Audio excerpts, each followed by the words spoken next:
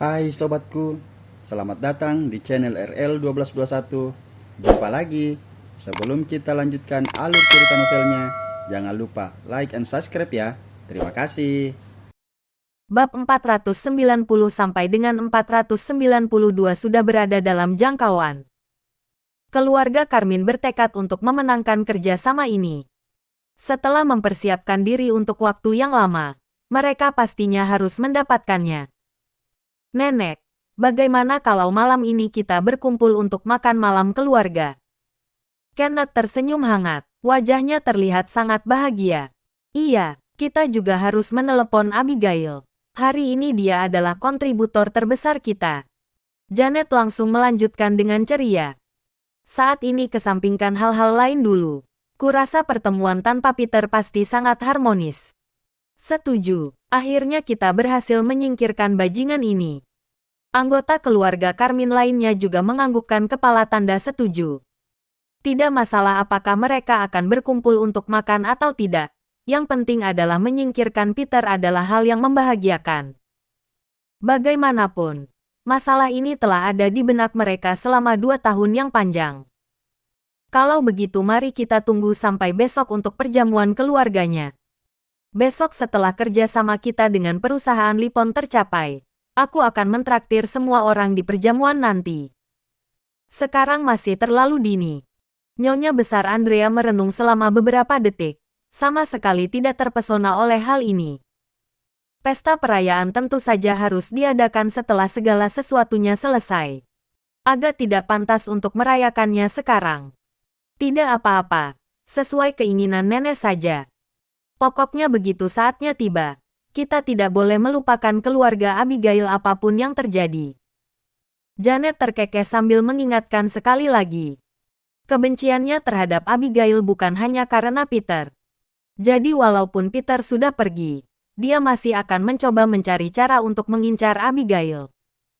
Sejak kecil, Abigail telah unggul di kelasnya dan penampilannya jauh lebih cantik dari dirinya. Setelah dewasa, kemampuan kerja Abigail juga jauh lebih baik daripada dirinya. Janet tidak ingin meningkatkan kemampuannya untuk melampaui Abigail. Dia hanya ingin mengalahkan Abigail di setiap kesempatan agar dia bisa puas. Nyonya besar Andrea tua melirik ke arah Janet dan bibirnya berkedut, tetapi dia tidak mengatakan apa-apa lagi. Dia bisa melihat permusuhan antara Janet dan Abigail. Akan tetapi, tidak ada cara untuk mendamaikan masalah seperti ini. Bagaimanapun, kelak mereka berdua harus menikah dan meninggalkan keluarga Karmin. Setelah jarang berhubungan, tidak akan ada lagi hal-hal seperti ini. Jadi untuk saat ini, Nyonya besar Andrea tidak terlalu peduli. Baiklah, besok Mason, Kenneth dan Janet juga harus ikut pergi. Nyonya besar Andrea memerintahkan beberapa keturunan langsung keluarga Karmin, kemudian membuat janji untuk pergi ke perusahaan Lipon bersama. Beberapa orang yang dia perintahkan ini adalah anggota inti dari garis keturunan langsung keluarga Karmin. Begitu banyak orang yang pergi bersama sudah cukup untuk menunjukkan pentingnya berhubungan baik dengan perusahaan Lipon. Yang lainnya tunggu di rumah untuk kabar baik dari kami. Segera setelah kami mendapatkan kontrak, kami akan langsung mengadakan perjamuan dan semua orang di keluarga Karmin harus datang. Setelah membuat pengaturan, Nyonya besar Andrea menatap semua orang sambil tersenyum. Sesuai permintaanmu. Semua orang di keluarga Karmin tidak keberatan. Pada titik ini, masalah ini sudah selesai sepenuhnya. Kepergian Peter ditukar dengan kontrak kerjasama dari perusahaan Lipon. Nyonya besar Andrea dan yang lainnya merasa itu sepadan. Bisa dikatakan masalah Peter meninggalkan keluarga Karmin. Di antara semua orang yang mengetahuinya, semua orang di keluarga Karmin selain Abigail dan Dano sangat gembira. Adapun Jesse, dia masih belum tahu tentang masalah ini. Kalaupun tahu, apa yang bisa dia lakukan dengan posisinya di keluarga Karmin? Jadi, masalah ini memang sudah selesai. Keluarga Karmin menantikan kontrak yang akan ditandatangani besok. Sementara Carlo malah lebih kegirangan dan telah mengatur beberapa tempat minum sebelum malam itu berakhir. Kali ini Peter keluar dari keluarga Karmin. Keluarga Nilo mereka menandatangani kerjasama dengan perusahaan Lipon dan bisa memberi bantuan sebesar itu kepada keluarga Carmine. Abigail sudah berada di dalam jangkauan. Akhirnya wanita cantik yang sudah lama dia inginkan akan menjadi miliknya. Perasaannya tidak bisa dijelaskan dengan kata-kata. Sedangkan Peter, dia dibawa ke hotel oleh Yoshua beserta rombongannya dan langsung masuk ke dalam ruangan yang telah dipesannya. Di dalam ruangan, Yoshua beserta 7 atau 8 orang sukses lainnya ada di sana. Adapun Hendra dan Randy, mereka adalah anggota kantor administrasi, jadi mereka harus menghindari kecurigaan sampai batas tertentu. Setelah mengantar Peter ke hotel, mereka menyapanya dan pergi lebih awal. Peter duduk di kursinya dengan tenang dan tidak berinisiatif untuk berbicara. Meskipun dia dan Yoshua bisa dianggap sebagai kenalan. Di antara orang-orang yang datang menjemput Peter hari ini, ada beberapa orang lain yang tidak dia kenal. Peter tidak akan mengambil inisiatif untuk menjalin hubungan dengan orang asing. Yoshua memperkenalkan secara singkat dan Peter tidak mencoba untuk mengingatnya. Tuan Peter, kamu tidak perlu merasa tidak nyaman. Keluarga Carmine begitu buta dan tidak perlu mencurahkan perasaanmu terhadap orang yang tidak pantas mendapatkannya. Yoshua menuangkan secangkir teh untuk Peter dan membujuknya dengan lembut. Tidak apa. Peter menggelengkan kepalanya perlahan. Dia tentu saja tidak peduli dengan orang-orang di keluarga Carmine. Hanya sikap Abigail yang membuatnya agak gelisah. Yoshua berhenti berbicara dan tidak melanjutkan topik ini. Tuan Yoshua, inilah dokter ajaib Gunawan yang kamu bilang. Seorang pria parubaya yang belum pernah Peter temui sebelumnya bertanya sambil tersenyum. Dokter ajaib Gunawan apanya? Bukan, Presdir Din, jangan bicara omong kosong. Yoshua terkejut sesaat mendengar ucapannya, kemudian langsung melambaikan tangan untuk membantahnya. Peter pernah bilang untuk jangan membicarakan tentang pengetahuannya tentang keterampilan medis kepada orang lain. Bukan ambisinya untuk menjadi dokter yang menyembuhkan dan menyelamatkan orang. Begitu berita tentang kemampuan medisnya menyebar, akan ada banyak orang yang tidak diketahui datang kepadanya dan dia akan kewalahan. Sejauh yang Peter ketahui, mengobati orang adalah masalah takdir. Itu juga tergantung pada siapa orang yang mengidap penyakit itu. Kalau mereka adalah orang jahat seperti Clinton, Peter bahkan tidak akan repot-repot merawat mereka. Tuan Yoshua, jangan ditutup-tutupi. Saat kita makan malam bersama sebelumnya, kamu pernah menyebut dokter ajaib Gunawan dengan sangat hormat. Sekarang juga bertemu dengan Tuan Peter lagi. Mana mungkin aku tidak akan memikirkannya. Presdir Din berkata dengan senyum penuh arti. Peter tersenyum dan melirik ke arah Presdir Din yang baru saja diperkenalkan oleh Yoshua sebagai Din.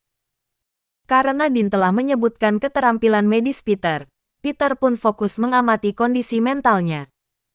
Hanya dalam waktu 10 detik atau lebih, dia sudah mengetahuinya. Presdir Din, kamu tidak boleh bicara omong kosong. Aku tidak bilang kalau Tuan Peter adalah dokter ajaib Gunawan. Yoshua sekali lagi melambaikan tangannya berulang kali dan masih tidak mau mengakuinya. Sambil berkata demikian, dia menatap Peter dengan penuh penyesalan. Raut wajahnya terlihat tidak enak. Tidak masalah. Peter melambaikan tangannya sekilas. Dia tidak terlalu peduli. Sebenarnya setelah meninggalkan keluarga Carmine, ada beberapa hal yang tidak akan terlalu dia khawatirkan seperti sebelumnya. Terlebih lagi, dia akan segera bisa berdiri dan terlebih lagi, dia tidak akan mencoba menyembunyikannya lagi dengan sengaja. Ini. Baiklah. Setelah melihat sikap Peter ini, Yoshua juga mengangguk tak berdaya. Nah, kan. Aku tidak pernah menyangka hal ini. Din membeku mendengar kata-katanya, kemudian menatap Peter selama beberapa detik lagi. Beberapa orang parubaya lainnya saling melirik satu sama lain dan agak curiga. Lagi pula, Yoshua pernah berbicara tentang Peter yang benar-benar terlalu luar biasa, seolah-olah tidak ada penyakit yang tidak bisa disembuhkan oleh Peter di dunia ini. Hari ini setelah bertemu dengan Peter, dia mengetahui kalau Peter sendiri adalah seorang pasien yang menderita kelumpuhan. Kalau dia benar-benar luar biasa seperti yang dikatakan Yoshua, mengapa dia tidak menyembuhkan dirinya sendiri terlebih dahulu? Akan tetapi, semua orang ini hanyalah sekumpulan rubah tua licik. Kalaupun mereka tidak percaya, mereka tidak akan menunjukkannya secara terang-terangan. Hanya saja sorot mata Din agak menunjukkan keraguan sekilas.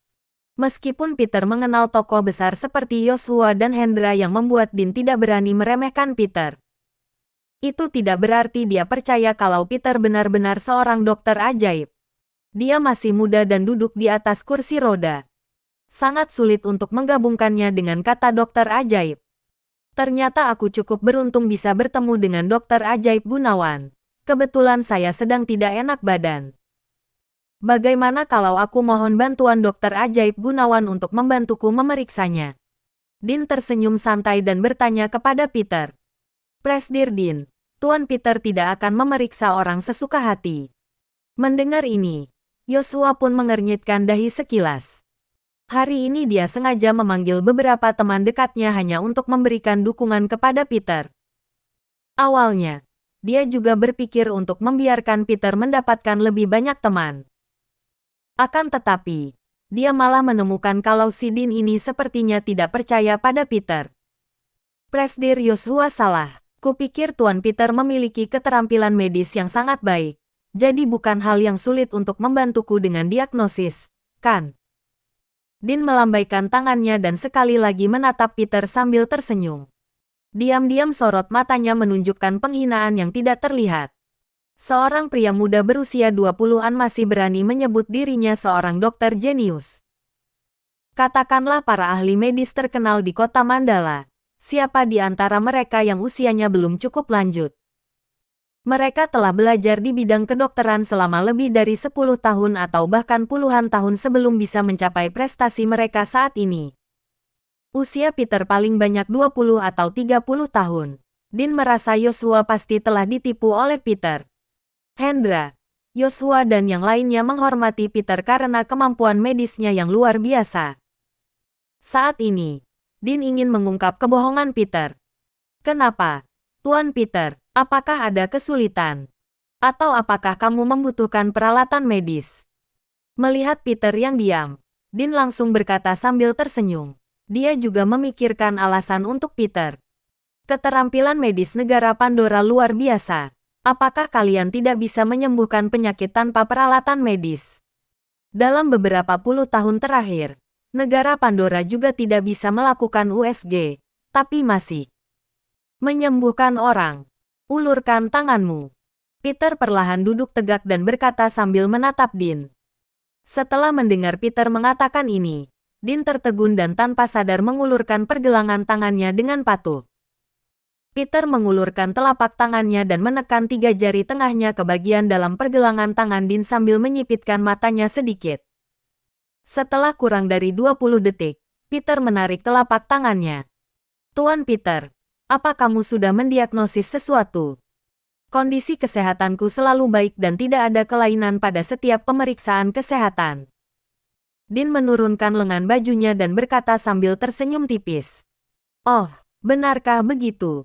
Kalau begitu, setengah bagian dari tubuh sakit dan lemas begitu berbaring di kasur. Apa mungkin itu aku? Peter berkata sambil tersenyum tipis dan menyesap tehnya. Apa? Din masih tersenyum. Tetapi senyumannya langsung membeku setelah mendengarnya. Beberapa orang di sekitar yang juga menyadari perubahan ekspresi Din juga tercengang. Hanya Yoshua yang menggelengkan kepalanya sekilas. Dia tahu kalau Peter pasti bisa membuat Din dan yang lainnya membeku begitu bertindak. Akan tetapi, ini juga bagus. Kalau mereka tidak tahu apa yang mampu dilakukan Peter, mereka tidak akan bersikap terlalu sopan padanya. Din menelan ludah. Setelah ragu selama beberapa detik, dia pun bertanya, Tuan Peter, apa maksudmu? Peter meletakkan gelas tehnya dan mengangkat alisnya sambil bertanya balik, bukankah kamu bilang kamu selalu dalam keadaan sehat tanpa penyakit atau rasa sakit? Setelah mendengar ucapan Peter, Din terbatuk dan langsung berkata, Tuan Peter, aku sakit. Aku benar sakit. Tuh, tolong beritahu aku dengan jelas. Melihat Dean seperti ini, beberapa pria parubaya lainnya duduk tegak dan menatap Peter dengan wajah serius. Sepertinya pemuda ini benar-benar hebat. Dia benar-benar telah mengukur denyut nadinya hanya sekitar 10 detik, kemudian bisa menebak penyakit Dean dengan tepat dalam satu kata. Setiap malam pada waktu tertentu, separuh tubuhnya akan terasa sakit dan mati rasa.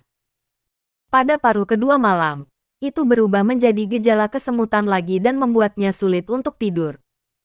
Kalau memang dari pemeriksaan fisik pasti ada kelainan yang disebut lemak darah kental.